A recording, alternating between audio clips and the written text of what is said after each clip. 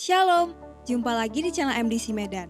Mari memuji, menyembah, mendengarkan sabda Tuhan, dan bersekutu bersama saudara-saudari seiman dimanapun berada, dengan segenap hati dalam ibadah hari ini, Minggu 1 November 2020. Kami berdoa kiranya Anda diberkati dengan pelayanan ini. Silahkan menekan tombol subscribe agar Anda dapat langsung menerima pemberitahuan terbaru tentang pelayanan atau informasi lainnya yang berkaitan dengan pelayanan GKPB MDC Medan. Jika Anda baru pertama sekali mengikuti pelayanan di GKPB MDC Medan atau memiliki beban doa, kami akan sangat senang sekali berdoa bagi Anda. Silahkan menghubungi kami lewat sosial media yang tertera di layar. Mari berbagi kasih dan kepedulian sebagai gereja Tuhan dengan saudara-saudari kita yang sangat terdampak oleh pandemi COVID-19 yang sedang terjadi, dengan memberikan bantuan bagi mereka yang sangat membutuhkannya. Bagi saudara-saudari keluarga MDC Medan, persembahan ibadah mingguan dan persepuluhan bisa dilakukan dengan transfer ke Bank BCA di nomor rekening 022 00 95 878. Persembahan misi di Bank BCA pada nomor rekening 022 22 35 551. Persembahan pembangunan di Bank BCA pada nomor rekening 022 22 360 60. Semua rekening di atas nama Gereja Kristen Perjanjian Baru. Mari siapkan hati, siapkan catatan, dan kami ucapkan selamat beribadah.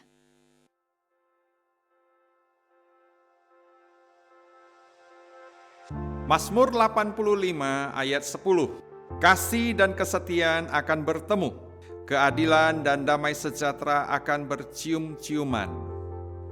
Jikalau Tuhan berkenan kepada jalan seseorang, maka musuh orang itu pun didamaikannya dengan dia. Maka carilah perkenanan Tuhan, jadikan hatimu menjadi tempat kesenangannya, maka sukacita dan damai sejahtera akan tinggal tetap di dalammu. Ketika rusuh bangsa-bangsa dan suku-suku bangsa mereka-reka perkara yang sia-sia, damai sejahtera Tuhan tetap memelihara hati dan pikiranmu di dalam Kristus Yesus. Mari kita berdoa. Kami bersyukur buat karya salib-Mu yang memperdamaikan kami dengan diri-Mu, hingga kami beroleh kehidupan baru dan jaminan ada dalam kekekalan bersama-Mu. Tuhan, Engkau berdaulat penuh atas hidup kami.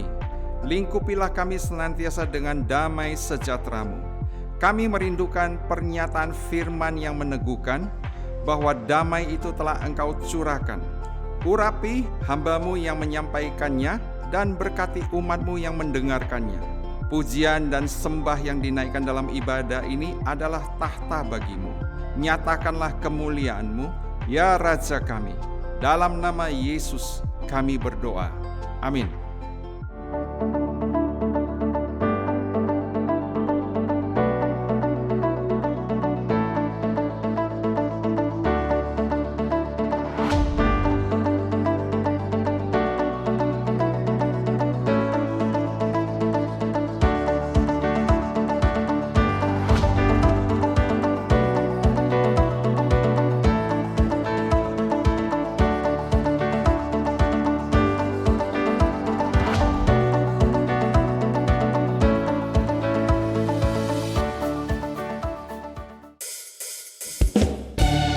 Shalom bagi kita semuanya, dimanapun kita berada saat ini, mari kita berikan yang terbaik buat Tuhan. Mari kita bawa pujian dan syukur kita hanya bagi Tuhan.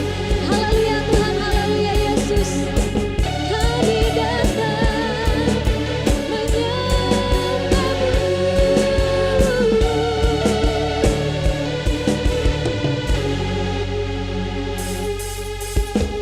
Tiba saatnya kami berkumpul bersatu dari setiap suku dan bangsa.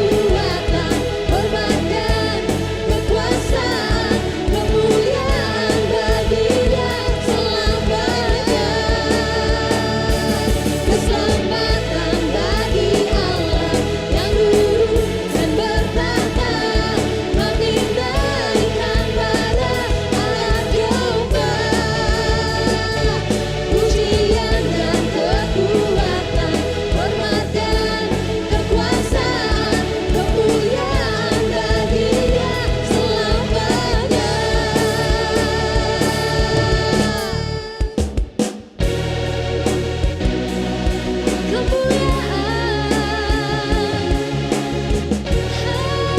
bagimu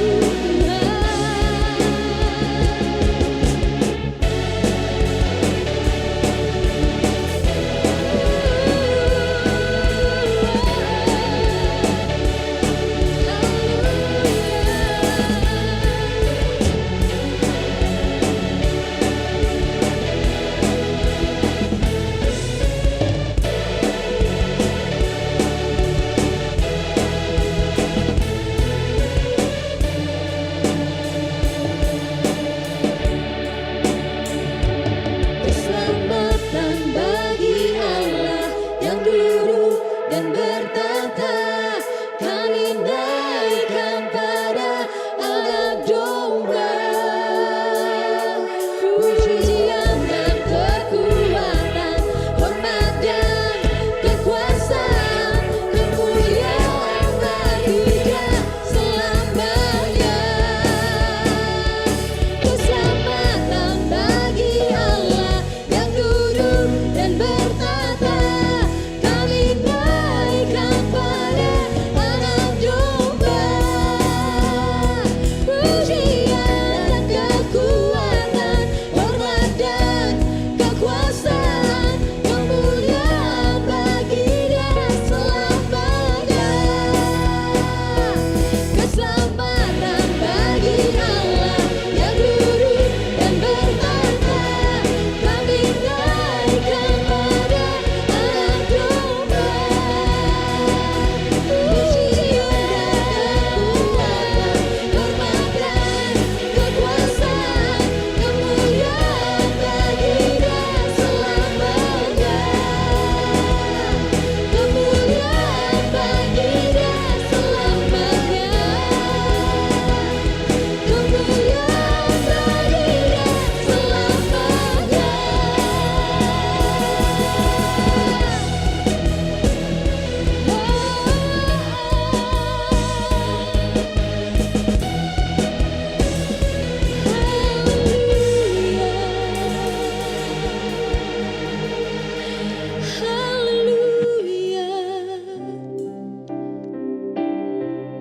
Kemuliaan hanya bagi-Mu Tuhan. Segala pujian dan hormat hanya bagi-Mu ya Tuhan. Haleluya. Sungguh kasih-Mu tiada terselam ya Tuhan. Sungguh kasih-Mu begitu besar Tuhan bagi setiap kami Tuhan.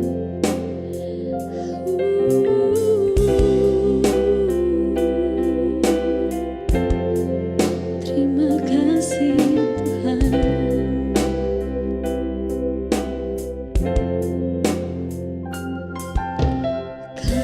Kasih-Mu tiada bertepi, hati-Mu tak terselangi.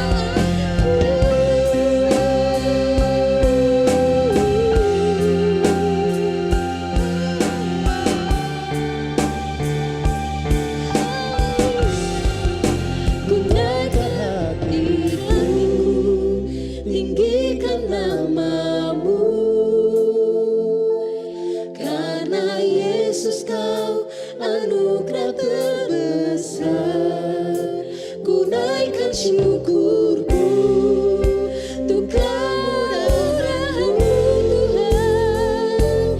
Hanya Yesus Kau anugerah terbesar. Ku angkat hatiku, tinggikan nama-Mu. Karena Yesus Kau anugerah terbesar. Ku naikkan syukurku, tinggikan nama-Mu. Hanya Yesus Kau anugerah terbesar. Ku angkat hatiku, tinggikan nama-Mu. Karena Yesus Kau anugerah terbesar. Ku naikkan syukurku untuk kemurahan-Mu. Hanya Yesus Kau anugerah terbesar. Hanya Yesus Kau anugerah terbesar. Hanya Yesus Kau anugerah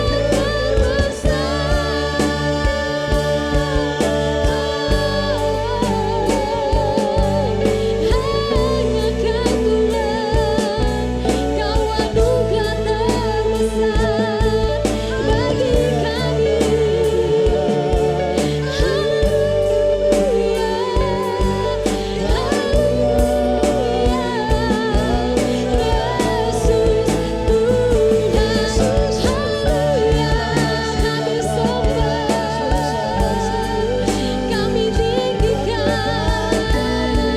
karena kasih-Mu besar Tuhan.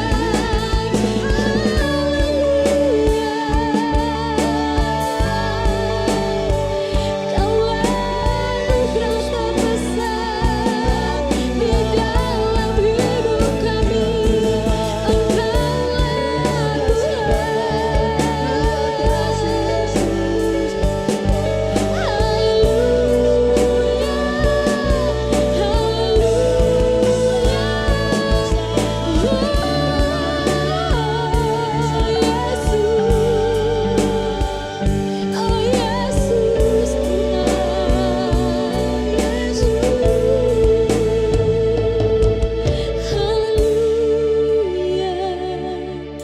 kami bersyukur karena kasih-Mu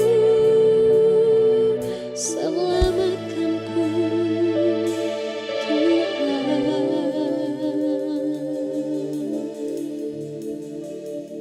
Haleluya, saudara Bapak Ibu yang terkasih, hari ini kita adakan perjamuan kudus seperti awal bulan. Mari kita persiapkan hati, persiapkan anggur dan roti. Sebelumnya mari kita doa sejenak. Tuhan, terima kasih untuk perjamuan kudus hari ini. Biarlah perkenan-Mu penuh atas kami yang mengadakan maupun jemaat-Mu yang terkasih yang mengikuti perjamuan kudus ini. Biarlah menjadi berkat bagi kami semua. Di dalam nama Yesus kami mau mulai.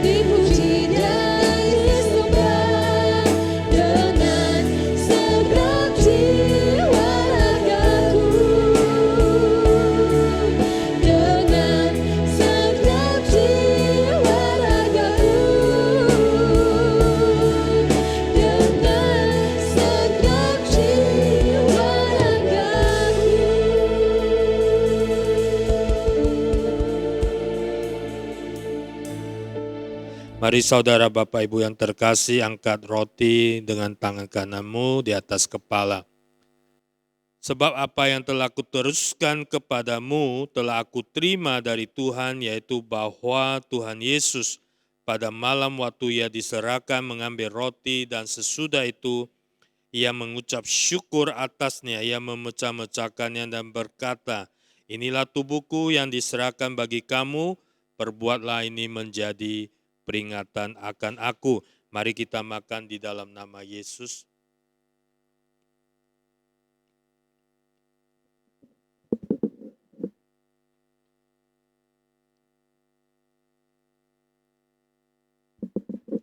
Saudara Bapak Ibu yang terkasih, mari angkat anggul dengan tangan kananmu di atas kepala. Demikian juga yang mengambil cawan sesudah makan lalu berkata, cawan ini adalah perjanjian baru yang dimeteraikan oleh darahku. Perbuatlah ini setiap kali kamu meminumnya menjadi peringatan akan aku. Mari kita minum dalam namanya. Mari kita ucap syukur. Oh haleluya Jesus, terima kasih Tuhan untuk seluruh pengorbananmu, tubuhmu tercabik bagi kami, darahmu tercurah bagi kami, firman-Mu berkata di Roma 5 ayat 9, lebih-lebih darahmu membenarkan kami karena anugerah-Mu, karena kebenaran firman-Mu. Darahmu melayakkan kami, darahmu mengampuni kami, darahmu menyembuhkan kami, dan darahmu membungkus, membentengi, memproteksi kami. Tuhan terima kasih, biarlah pengorbananmu Tuhan kami terima penuh di dalam nama Yesus, dengan perjamuan kudus bersama Engkau ya Allah di dalam nama Yesus, bersama seluruh jemaat-Mu yang terkasih. Biarlah perjamuan kudus ini Tuhan menjadi berkat berlimpah bagi seluruh yang sudah adakan. Terpujilah Engkau Bapa. Dalam nama Yesus yang sudah adakan perjamuan kudus, katakan amin. Saudara, hidup kita sangat sekali dipengaruhi oleh suasana hati kita. Kalau hati kita senang, kita merasa hidup ini bahagia. Kalau hati kita senang, kita merasa hidup ini penuh dengan sukacita. Tapi kalau kita merasa tidak senang, kita merasa sedih, kita merasa kecewa, maka kita juga bisa merasakan bahwa sepertinya hidup ini tidak menyenangkan. Sesuatu yang bagi kita pun saat ini merupakan hal yang penting bagi kita. Untuk apa? Untuk kita dapat hidup di tengah-tengah dunia ini. Kita tahu dunia di mana kita hidup penuh dengan gejolak, semua serba tidak pasti, penuh dengan kegelapan, dan kita ditempatkan di tengah-tengah dunia yang gelap ini sebagai terang. Untuk itu, Tuhan Yesus menyampaikan hal yang penting sebelum ia meninggalkan murid-muridnya. Dan itu pula yang ingin saya bacakan untuk kita sekalian pada saat ini. Saya akan membaca dari Yohanes pasal 14, ayat yang ke-27 sampai dengan ayat yang ke-30. Dikatakan, damai sejahtera ku tinggalkan bagimu. Damai sejahteraku ku berikan kepadamu. Dan apa yang ku berikan tidak seperti yang diberikan oleh dunia kepadamu. Janganlah gelisah dan gentar hatimu. Saya ulangi, janganlah gelisah dan gentar hatimu, kata Tuhan Yesus. Kamu telah mendengar bahwa aku telah berkata kepadamu, aku pergi, tetapi aku datang kembali kepadamu. Sekiranya kamu mengasihi aku, kamu tentu akan bersuka cita, karena aku pergi kepada Bapakku, sebab Bapa lebih besar daripada aku. Dan sekarang juga aku mengatakannya kepadamu, sebelum hal itu terjadi, supaya kamu percaya. apabila hal itu terjadi, tidak banyak lagi aku berkata-kata dengan kamu, sebab penguasa dunia ini datang, dan ia tidak berkuasa sedikit pun atas diriku. Tuhan Yesus menyampaikan tentang satu yang penting yang dia tinggalkan untuk murid-muridnya, yang ia tinggalkan untuk kita sekalian, yang ia tinggalkan ketika ia harus meninggalkan murid-muridnya, tidak lagi bersama-sama dengan mereka. Ketika murid-muridnya harus menjalani kehidupan sendiri di tengah-tengah dunia, melaksanakan tugas yang penting yang diberikan oleh Tuhan Yesus, yaitu amanat agung. Dan apakah yang diberikan itu? Dikatakan bahwa yang diberikan itu adalah damai sejahtera.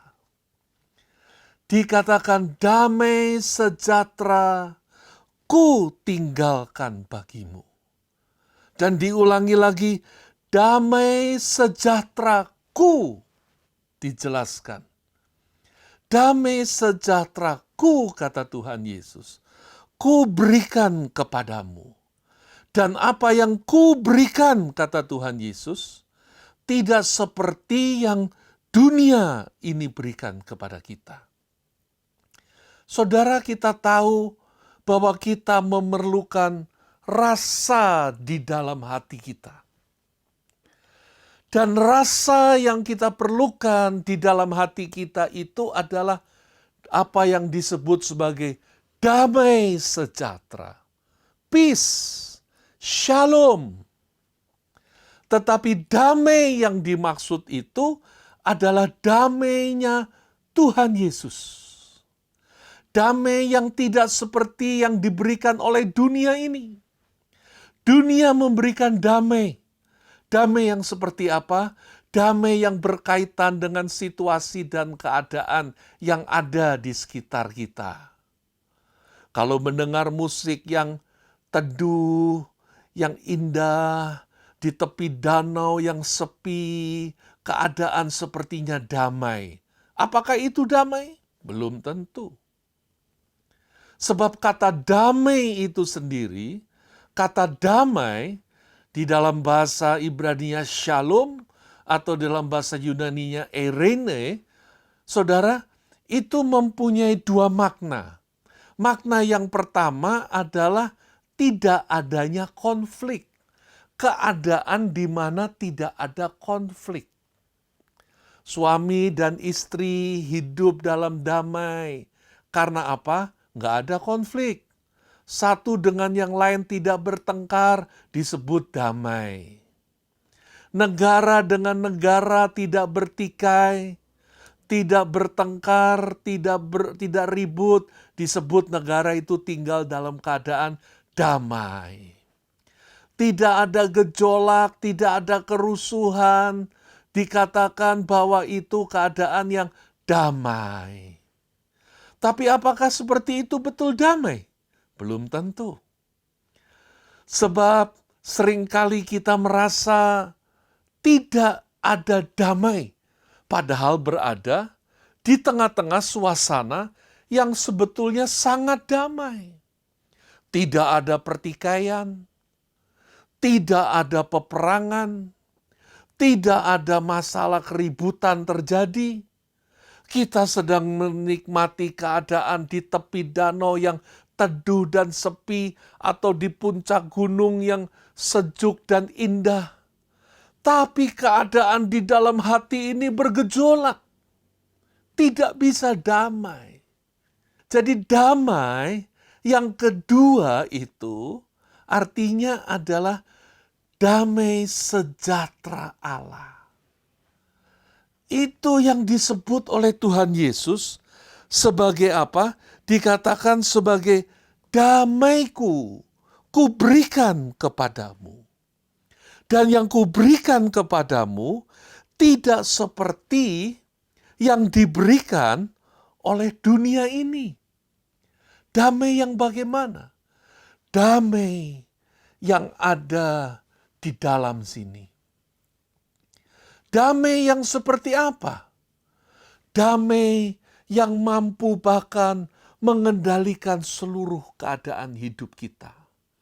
Maksudnya adalah kalaupun kita berada di tengah-tengah situasi yang menekan, di tengah-tengah penderitaan yang menyakitkan, di tengah-tengah kesulitan yang menghimpit, kalau orang memiliki damai Tuhan, ia bisa berada di tengah keadaan seperti itu. Dengan apa? Dengan damai. Sama sekali keadaan di luar itu tidak bisa masuk dan kemudian mempengaruhi hatinya. Tapi keadaan yang ada di dalam hatinya itu, yaitu damai Tuhan, itu yang mampu meneduhkan hidupnya. Dan mampu membuatnya memandang keadaan yang penuh dengan tekanan itu dengan hati yang tenang, dengan hati yang damai sejahtera. Itulah damai yang Tuhan Yesus berikan. Dan damai seperti itulah yang kita perlukan di tengah-tengah dunia di mana kita hidup saat ini, saudara. Dan itulah yang Tuhan janjikan sebelum ia meninggalkan murid-muridnya, sebelum ia disalibkan, sebelum ia mati dan bangkit kembali, bahkan sebelum ia naik ke surga. Bahkan ingat ketika ia bangkit dari kematian, dikatakan oleh Alkitab beberapa kali ia mendatangi murid-muridnya, menampakkan diri, menyatakan dirinya. Dan saudara ingat setiap kali selalu Tuhan Yesus mengatakan lebih dahulu, damai sejahteraku ada padamu. My peace unto you. Damai sejahteraku. Karena itu yang dijanjikan. Dan itu yang diperlukan oleh murid-murid. Dan itu yang diperlukan oleh kita semua. Saudara, mengapa kita memerlukan damai Tuhan itu? Damai sejahtera itu di dalam hidup kita. Yang pertama, sebab hidup di dalam damai Tuhan, itu adalah hidup di dalam kuasa dan kendali Tuhan itu sendiri. Sebab damai yang diberikan adalah damai Kristus, bukan damai dari dunia ini. Damai yang semu, yang hanya katanya damai, musiknya musik yang penuh damai, tapi nggak ada damai di dalam hati. Tapi kalau damai Kristus, maka kalau damai itu ada di dalam hati kita, shalom, damai sejahtera itu ada di sini, maka kuasa Tuhan pun akan bersama-sama dengan kita. Sama seperti ketika Yesus hidup. Ia hidup di dalam damai sejahteranya. Yang kemana-mana ia pergi, ia tidak mudah terintimidasi. Bahkan tidak bisa terintimidasi dengan keadaan, dengan situasi, dengan tekanan apapun juga. Diceritakan satu kali, dikatakan di Yohanes pasal yang ke-8, dikatakan ayat yang ke-59, lalu mereka mengambil batu untuk melempari dia. Tetapi Yesus menghilang dan meninggalkan bait Allah. Satu kali orang banyak termasuk para pemimpin agama, orang-orang Farisi, orang-orang Yahudi, saudara mereka marah besar dengan Yesus karena apa yang disampaikannya. Di dalam kemarahannya itu, mereka kalap dan mereka berusaha untuk melempari Yesus dengan batu. Mereka ambil batu untuk melempari. Di dalam bahasa Inggrisnya dikatakan, and he went out of the temple, going through midst of them. Dikatakan, and he went out of the temple, going through the midst of them, and so passed by. Dikatakan di tengah-tengah kekalapan kemarahan itu, Yesus dengan tenang, dia pergi saja. Dia bukan dikatakan seperti di sini menghilang, seperti sulap, simsalabim. Tadinya ada kelinci, terus hilang. Bukan. Tetapi dia dikatakan menyelinap. Dia keluar, dia jalan begitu saja di tengah-tengah mereka. In the midst of them. Di tengah-tengah mereka, mereka hanya bisa diam terpaku. Kenapa? Damai sejahtera Tuhan. Kuasa Tuhan menyertai demikian rupa. Pada waktu Yesus dan murid-murid diombang-ambingkan badai di tengah laut, badai itu tidak mampu membangunkan Yesus. Tidak bisa. Yesus bangun bukan karena badai. Dia bangun karena seruan dari murid-muridnya. Dia bangun karena meresponi seruan dari murid-muridnya. Lebih lagi saudara dikatakan di Yohanes 10 ayat 17-18. Lebih hebat lagi dikatakan Bapa mengasihi aku. Oleh karena aku memberikan nyawaku untuk menerimanya kembali. Tidak seorang pun mengambilnya daripadaku. Melainkan aku memberikannya menurut kehendakku sendiri. Aku berkuasa memberikannya dan berkuasa mengambilnya kembali. Inilah tugas yang kuterima dari Bapakku.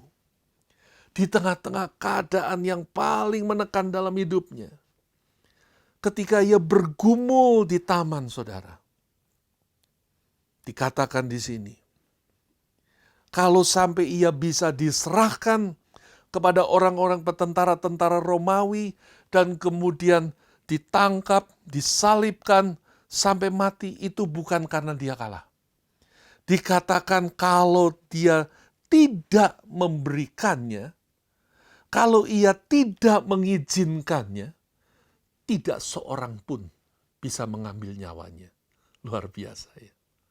Bahkan sampai di titik paling akhir dalam hidupnya pun, dia menghadapi kematian dengan damai. Dia katakan, aku hadapi semua ini. Kalau aku serahkan, aku berikan nyawaku bukan karena kalah. Dia katakan karena aku mengikuti kehendak Bapakku. Itu sebabnya aku ada di sini diutus olehnya. Dan dia menyerahkannya, baru bisa. Saudara, kita perlu damai yang seperti itu. Bukan sekedar damai yang klise, tapi damai yang sejati. Damai yang sesungguhnya. Damai yang dari Tuhan. Damai yang dikatakan diberikannya kepada kita. Untuk memastikan supaya kita bisa hidup di tengah-tengah dunia yang tidak damai ini. Dengan damai Tuhan. Di tengah-tengah dunia yang tidak pasti ini. Dengan kepastiannya. Kepastian janji firman-Nya atas hidup kita. Karena itu saudara, bagaimana supaya kita bisa hidup di dalam damai sejahteranya setiap saat.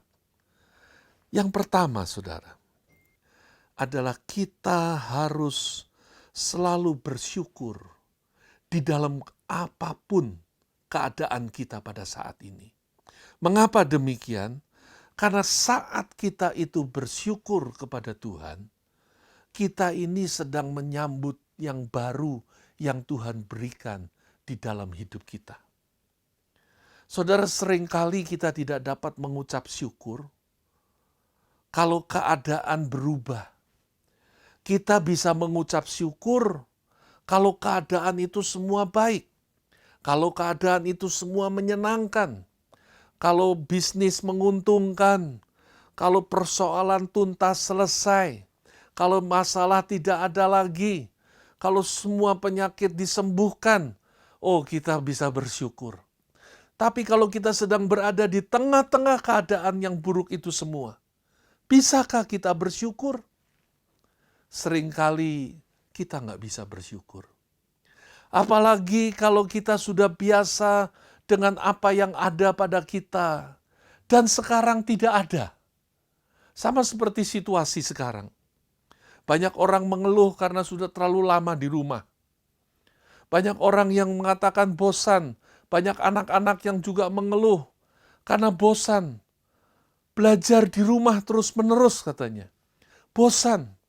Padahal dulu disuruh sekolah susah. Kenapa? Bosan katanya sekolah. Pengen libur, pengen di rumah. Sekarang dikasih libur panjang terus seperti ini. Bosan juga. Kadang kita baru bisa bersyukur kalau apa yang biasanya ada pada kita dan tidak ada, kita baru mengatakan aduh syukur ya. Dulu saya bisa pergi ke sana sini bebas. Dulu padahal waktu bisa pergi ke sana sini bebas, nggak bisa bersyukur juga. Karena macet lah, karena inilah, karena itulah. Tapi kalau sekarang membayangkan betapa enaknya ya dulu itu, kalau bisa ke sana ke sini. Nah saudara, itu sebabnya Tuhan Yesus mengatakan kepada murid-muridnya, pada waktu ia mengatakan bahwa damai sejahteraku kuberikan kepadamu, setelah itu apa yang dikatakannya? Yang dikatakannya adalah begini, janganlah gelisah dan gentar hatimu. Saudara, Tuhan mau memberikan berkat yang besar kepada murid-muridnya. Dan itu yang terus-menerus salah pengertian antara Yesus dan murid-muridnya. Murid-murid selalu salah mengartikannya.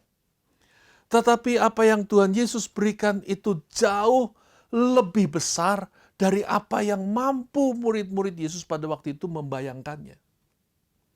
Nah, pada waktu murid-murid tidak lagi bersama-sama dengan Yesus, mereka pun mengeluh, mereka menjadi khawatir, mereka menjadi cemas, mereka ketakutan, karena Yesus tidak lagi bersama-sama dengan mereka. Itu sebabnya, sebelum itu semua terjadi, Yesus mengatakan jangan gelisah. Jangan gelisah dan jangan gentar hatimu. Kenapa saudara? Karena sikap hati kita itu sekali lagi penting. Kalau sikap hati kita itu merupakan sikap hati yang cemas, yang gelisah, yang gentar, yang takut, artinya apa? Artinya saat itu kita sedang tidak bisa bersyukur kepada Tuhan. Untuk apa yang kita alami pada saat itu. Sama seperti murid-murid Tuhan Yesus sudah tahu. Ini nanti kalau ditinggal, ini mereka bisa gentar, gelisah, takut. Itu sebabnya Tuhan katakan, jangan gentar, jangan gelisah hatimu. Untuk menghilangkan kegentaran dan kegelisahan di dalam hati. Caranya bagaimana? Bersyukur kepada Tuhan. Pada waktu kita mengucap syukur kita kepada Tuhan, saudara, perhatian kita arahkan kepadanya. Hidup kita gantungkan kepadanya. Dan saat ketika kita seperti demikian itulah, disitulah damai sejahtera itu akan masuk dan menguasai hidup kita seperti yang dijanjikan oleh Tuhan. Karena itu jangan memiliki sikap hati yang keliru. Apapun yang terjadi dalam hidup kita saat ini, bersyukur kepada Tuhan. Tuhan tidak pernah salah di dalam merencanakan hidup kita. Tuhan tidak pernah keliru di dalam merancang seluruh kehidupan kita. Kita bisa keliru, kita bisa salah. Dan karena kita keliru, kita salah, kita bisa mengalami persoalan. Kalau itu yang terjadi, bertobatlah dan kembali datang kepada Tuhan dan mulai bersyukur lagi. Kenapa harus bersyukur?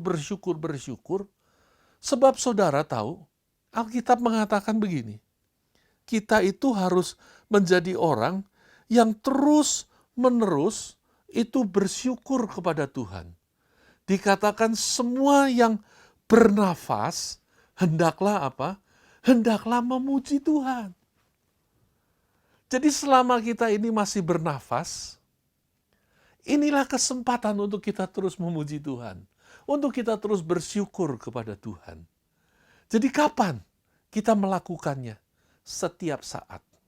Apapun yang terjadi, pendek kata selama masih bernafas, terus-teruslah memujinya. Terus-teruslah bersyukur kepadanya. Yang kedua, saudara.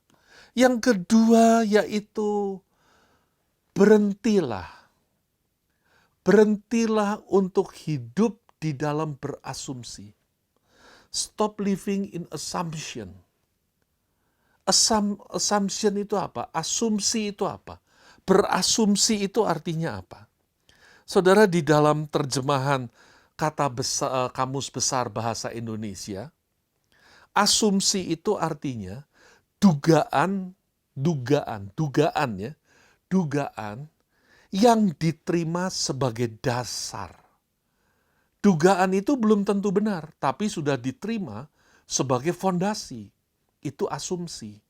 Atau dikatakan landasan berpikir karena anggapan bahwa sesuatu itu benar.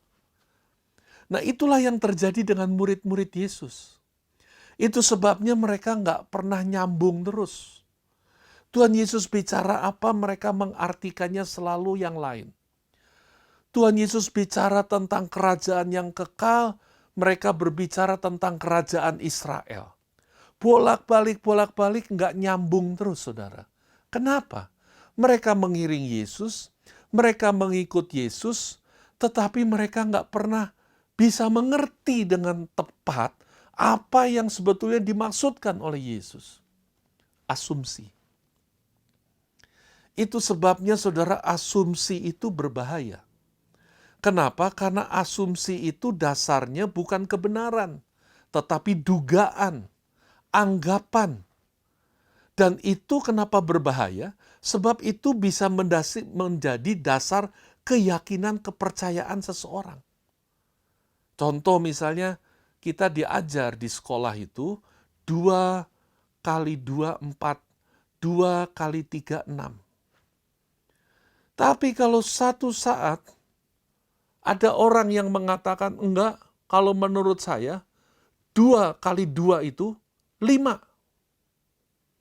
Dikasih tahu, enggak, pokoknya 2 kali 2 itu 5 menurut saya. Itu asumsi, saudara. Itu anggapannya dia benar. Padahal kita tahu itu salah. Itu merupakan dasar dari sesuatu yang dugaan. Itu merupakan anggapan yang dianggap sebagai satu pegangan kebenaran. Itu sebabnya di dalam hidup kita, untuk kita bisa mengalami damai Tuhan, kita bisa senantiasa bersyukur kepada Tuhan, kita perlu mengenal kebenaran firman Tuhan. Kebenaran firman Tuhan memberikan sejahtera bagi kita. Bukan hanya di dalam pikiran kita menjadi mengerti, tapi di dalam hati kita pun kita akan merasakan damai. Kita tahu ini kebenaran yang harus aku pegang. Yang ketiga, yang terakhir, saudara. Supaya kita bisa mengalami damai sejahtera Tuhan terus di dalam hidup kita. Yang ketiga, yang perlu kita lakukan adalah melepaskan apa yang ada pada masa lalu kita. Murid-murid Yesus ketika mengiring Yesus mempunyai pemikiran sendiri, mempunyai asumsi sendiri, nggak nyambung bahkan sampai terakhir ketika Tuhan Yesus mau naik ke surga. Mereka masih bertanya, Tuhan, apakah sekarang Engkau akan memulihkan kerajaan bagi Israel? Pemikirannya masih begitu. Padahal sudah melewati banyak, melihat kebangkitan Yesus, melihat bagaimana Yesus sudah hidup dari kematian. Tapi tetap mereka kekeh, orang bilang. Dengan apa? Dengan keinginannya sendiri. Dengan apa? Dengan asumsinya sendiri. Itu sebabnya untuk kita meraih yang baru, kita perlu melepaskan yang lama. Untuk mendapatkan yang baru, kita perlu meninggalkan yang lama. Saudara, yang baru itu sudah datang, kata firman Tuhan. Yang lama itu sudah berlalu. Kalau kita mau hidup di dalam rancangan Tuhan yang ajaib, menyongsong hari depan yang penuh dengan harap, saudara kita harus terus melangkah. Istilah sekarang orang bilang move on. Kita bergerak maju. Sama seperti murid-murid Yesus ketika pada akhirnya ia menyaksikan Yesus naik ke surga di dalam kemuliaan yang begitu rupa. Semua yang ada di masa lalu mereka tahu itu semua keliru. Karena yang mereka pikirkan selama ini adalah sesuatu yang bersifat dunia. Kerajaan dunia, pemerintahan dunia, kemenangan dunia. Sedangkan ketika melihat Yesus naik kepada kemuliaan, dia tahu ini bukan soal lahiriah. Ini bukan soal dunia. Ini bukan soal jasmaniah. Tetapi ini soal hal yang kekal, yang rohaniah, yang ilahi, yang jauh lebih daripada semuanya. Saudara, sampai kita rela dan kita bisa meninggalkan, melepaskan yang lalu, yang di belakang kita, kita baru akan dapat menyongsong yang lebih mulia, yang ilahi, yang Tuhan sediakan di depan kita. Karena itu, mari saya mengajak kita semua, mari kita melihat ke depan. Di depan rencana Tuhan besar. Di depan ada pekerjaan Tuhan yang ajaib. Di depan anugerahnya senantiasa melimpah.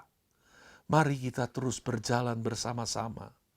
Menyongsong apa yang sudah Tuhan sediakan bagi kita semua. Mari kita berdoa. Tuhan, kami bersyukur buat pagi ini. Kami bersyukur untuk saat ini Tuhan. Karena kami tahu bahwa Tuhanlah kepastian di dalam hidup kami, di tengah berbagai macam ketidakpastian di dalam hidup ini. Tuhan, Engkaulah kekuatan tempat kami bersandar, Engkaulah tempat kami berteduh, dan Engkaulah kehidupan bagi setiap kami. Karena itu ajar kami Tuhan, untuk kami senantiasa bersandar kepadamu, mengharapkan Engkau senantiasa berpegang kepada kebenaran-Mu, melebihi apapun juga yang ada di dalam hidup kami. Bahkan kenyataan yang kami hadapi sekalipun, kami tahu bahwa kebenaran firman-Mu itulah kenyataan yang paling pasti di dalam kehidupan kami. Semua kenyataan yang kami hadapi sekarang semua bisa berubah pada waktunya. Tetapi janji firman-Mu atas hidup kami tidak pernah berubah kekal selamanya. Tuhan, hamba-Mu berdoa memohonkan berkat-Mu. Tuhan, turunkan atas semua jemaat-Mu. Biar kiranya kemurahan kasih anugerah-Mu terus melimpah. Dan Engkau terus yang berkarya dan bekerja. Bagi-Mu puji, hormat, dan kemuliaan. Amin.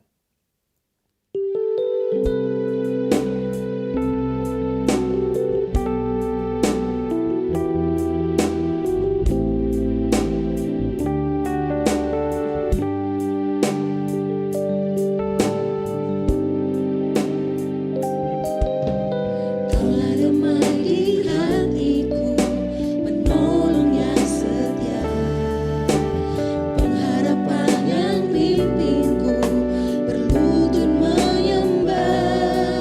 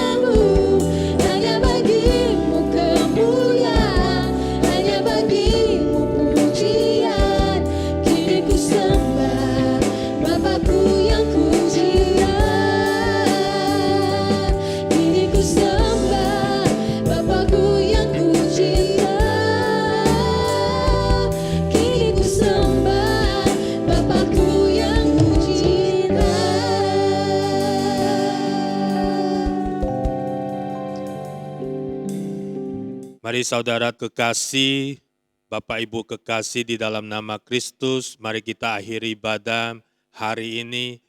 Mari arahkan hatimu, angkatlah tanganmu, terimalah berkat yang terbaik di dalam nama Bapa, Putra, Roh Kudus yang sungguh mengasihi engkau apa adanya dimanapun kau berada, kemanapun kau pergi. Biarlah penyertaan, pelindungan, pertolongan Tuhan pada engkau senantiasa luar biasa di dalam nama Yesus. Apa saja yang kau kerjakan diperbuat berhasil dan beruntung di dalam nama Yesus. Melalui keberhasilan keberuntungan yang kau terima, Yesus senantiasa ditinggikan. Pulanglah membawa berkat dari Allah Bapa, cinta kasih daripada Yesus Kristus, dengan persekutuan dengan Allah Roh Kudus memampukan engkau hidup di dalam kemenangan demi kemenangan. Di dalam nama Yesus yang terima berkat, katakan amin. Selamat hari Minggu, Tuhan Yesus memberkati. Hanya bagimu.